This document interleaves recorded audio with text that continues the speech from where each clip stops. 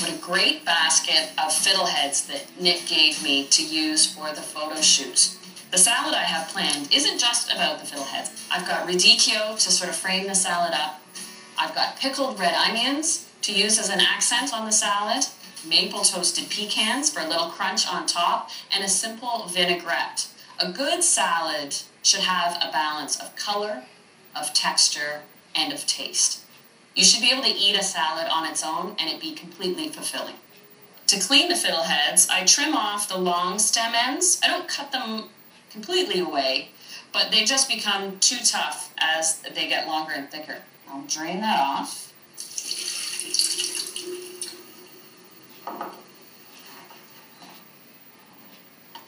And before I blanch them, I want to give them one more rinse.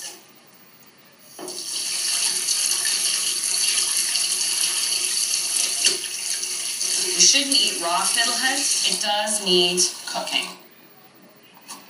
My water's boiling here, and I'll salt it generously.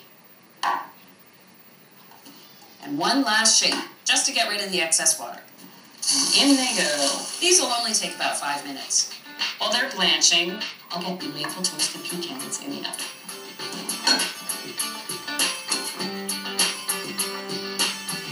I'll start with 2 cups of pecans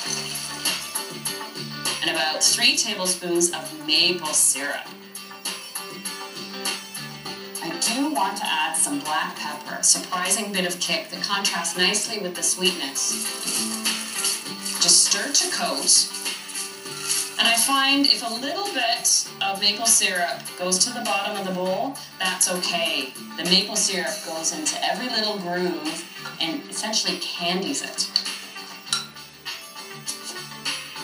I've preheated my oven to 350, spread them out, and the pecans only take about 10 minutes in the oven.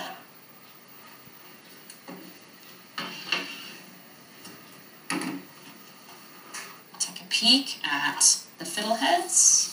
Tasting is the best way to know you've got the fiddlehead properly cooked.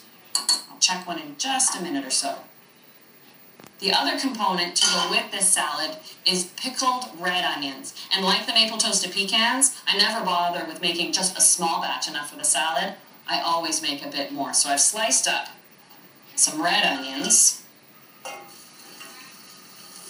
equal parts of sugar and honey, and the sweetness will take the hard edge off the onions. 1/4 cup of lemon juice, and as well, purely for flavor, a cup of white wine. And that takes about half an hour for it to reduce down. I'd better check on those fiddleheads now. I've got a bowl of icy cold water. Don't want to burn my tongue, so I'll cool off the fiddlehead. But they're nicely done. So I'll drop them into cold water just to stop the cooking process. I'll make sure the fiddleheads have cooled completely, then I'll drain them and just store them in the refrigerator until I'm ready to toss them with the vinaigrette. I don't want to put the vinaigrette on them now because that beautiful green color will then sort of wash away a bit. I have the pickled onions to put on top of the salad, but I need to put some flavor into the vinaigrette. So a shallot adds a subtle onion, almost garlic-like flavor. And a little Dijon mustard. This will help bind the lemon juice to the oil in making the vinaigrette.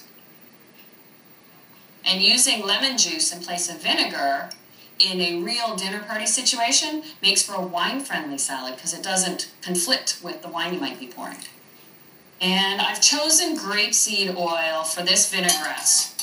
You could use canola oil, but what I'm looking for is that neutral flavor and very plain color. I don't want to mask the fiddleheads with a green olive oil, nor do I want to overwhelm the flavor.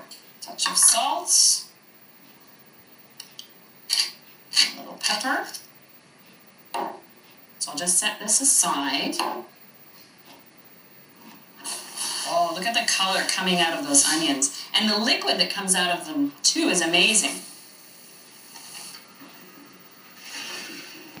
These smell incredible. They're beautifully toasted, golden, they're glistening and shiny, and the maple syrup is still kind of sticky right now, I want to eat one, but I can't. They're too hot. I've got all the components ready. I'll assemble at the last minute. But I better do some shopping around the house and see if I can get inspired for plates to put the salad on.